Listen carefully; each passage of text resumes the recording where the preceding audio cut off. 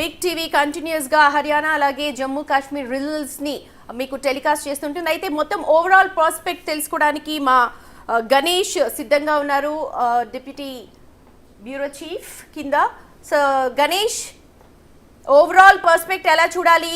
మనకు exit polls ఒకలాగా చెప్పాయి, మొత్తంగా చూస్తే మొత్తం ఏమనాలి ఒక్కసారి ఉల్టా అయిపోయింది సినారియో అంతా కూడా. జమ్మూ కాశ్మీర్ హంగ్ అన్నారు, కానీ ఇక్కడ చూస్తే హర్యానాలో కనిపిస్తోంది జమ్మూ కాశ్మీర్కి అక్కడ కేక్ వాక్ అయిపోయింది.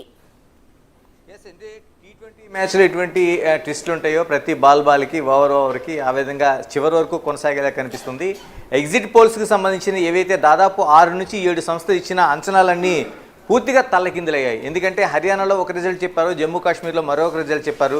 హర్యానాలో పూర్తిగా వాళ్ళు చెప్పింది జవాన్ కిసాన్ పహిల్వాన్ అనేది పూర్తిగా పనిచేస్తుంది కాబట్టి అక్కడ కాంగ్రెస్కి లాభించే అవకాశం ఉంటుంది, బీజేపీకి వ్యతిరేకంగా ఓటు పడుతుంది కాబట్టి అక్కడ బీజేపీకి అధికారం వచ్చే అవకాశం లేదు, చాలా వరకు ఎడ్జ్ అంతా కాంగ్రెస్కి ఉందని చెప్పారు. మరోవైపు జమ్మూ కాశ్మీర్కి సంబంధించి 370 ఆర్టికల్ రద్దుపైనే పూర్తిగా వ్యతిరేకత ఉంది కాబట్టి అక్కడ పూర్తిగా బీజేపీకి అనుకూలమైన పరిస్థితులు ఉండవనేది వాళ్ళు చెప్తూ వచ్చారు. అయితే ఈ పూర్తిగా మనకి క్వైట్ ఆపోజిట్లోన రిజల్ట్ అనేది కనిపిస్తుంది. కానీ ఇప్పుడు మనం ఏదైతే ఈ కౌంటింగ్ సంబంధించిన క్షణం ఒక మార్పు ఎందుకు కనిపిస్తుందంటే ఇప్పటి వరకు జరిగిన దాంట్లో మనం చూసుకుంటే దాదాపుగా 3 నుంచి 7 రౌండ్లు మాత్రమే అయ్యాయి. మనం ఒక్కసారి ఈ రౌండ్స్కి సంబంధించి చూసుకుంటే హర్యానాలోన దాదాపు 13 నుంచి 21 రౌండ్లు ఉన్నాయి టోటల్గా మనకు జరుగుతున్న ఎన్నికల సిచ్యువేషన్లో. ఇందులోన కొన్ని ఏరియాల్లోన ఇప్పటికీ మొత్తం ఓవరాల్గా చూసుకుంటే 3 నుంచి 7 రౌండ్లు మాత్రమే మనకి కనిపిస్తోంది ఇక్కడ ఎన్నికలకు సంబంధించి. తర్వాత జమ్మూ కాశ్మీర్కి సంబంధించి మనం చూసుకుంటే టోటల్గా 8 నుంచి 20 రౌండ్లు ఉన్నాయి. అంటే 8 నుంచి 20 రౌండ్లో కేవలం 8 రౌండ్లు ఉన్న నియోజకవర్గాలు కూడా కనిపిస్తున్నాయి. ఇందులోన 8 రౌండ్లు ఉన్న దాంట్లో అనంతనాగ్ కావచ్చు, బసోలి కావచ్చు, బనీ కావచ్చు, ఇవి కేవలం 8 రౌండ్లు మాత్రమే ఉన్నాయి. మిగతా 21 రౌండ్ సంబంధించి ఒకటి నియోజకవర్గం మాత్రమే కనిపిస్తుంది. ఇది బీర్వా అనేది ఒక నియోజకవర్గం ఉంది, ఇందులో 20 రౌండ్స్ కనిపిస్తున్నాయి. జమ్మూ కాశ్మీర్లో మనం ఓవరాల్గా చూసుకున్న దాదాపు 3 నుంచి 9 రౌండ్లు మాత్రమే ఇప్పుడు పూర్తయ్యాయి.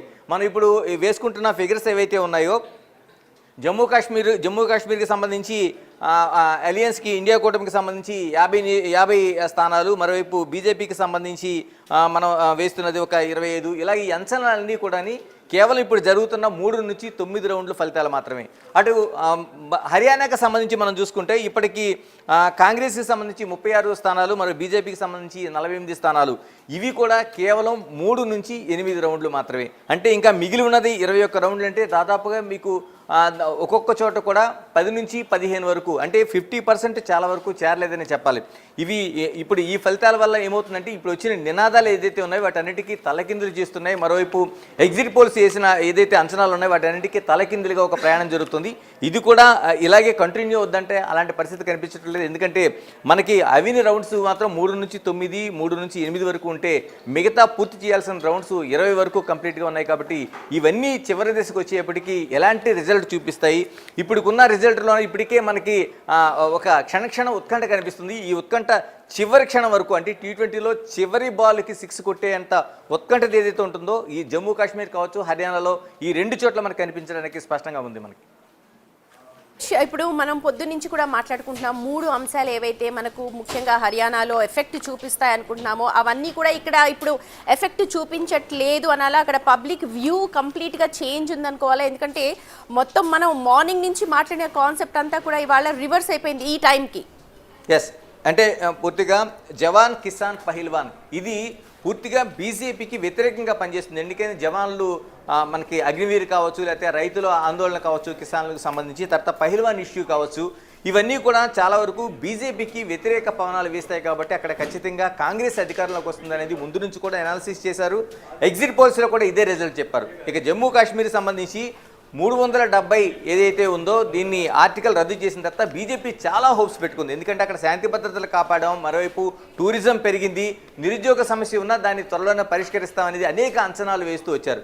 అయితే 370 కాంగ్రెస్ పార్టీ పునరుద్ధరిస్తామని చెప్తే దాన్ని ఆశాస్పదంగా చూశారు. ఎందుకంటే 100% బీజేపీకి 370 ఆర్టికల్ అనేది రద్దు చేసిన తర్వాత చాలా కాన్ఫిడెంట్గా కనిపించింది.